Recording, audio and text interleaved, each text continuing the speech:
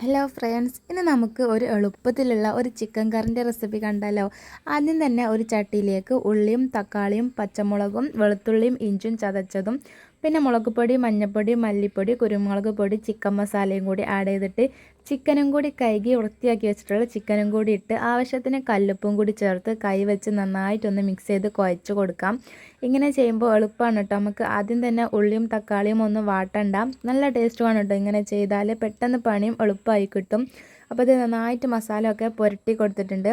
ഇനി നമ്മളിതിലേക്ക് വേണ്ടത്ര വെള്ളവും കൂടി ഒഴിച്ചിട്ട് അടച്ച് വെച്ചിട്ട് നന്നായിട്ടൊന്ന് കുക്ക് ചെയ്തെടുക്കാം. അപ്പോൾ ചിക്കനൊക്കെ നന്നായിട്ട് കുക്കായി വന്നിട്ടുണ്ട്. ഇനി നമുക്കിതൊന്ന് വെളിച്ചെണ്ണയിൽ വറവിട്ടെടുക്കണം. ചെറിയുള്ളിയും കറിവേപ്പിലയും കുറച്ച് ചിക്കൻ മസാലയും ഒരു കഷ്ണം പട്ടയും 2 ഗ്രാമ്പും ഒരു ഏലക്കായും കൂടി ഇട്ടിട്ട് നന്നായിട്ടൊന്ന് വറവിട്ടെടുക്കാം.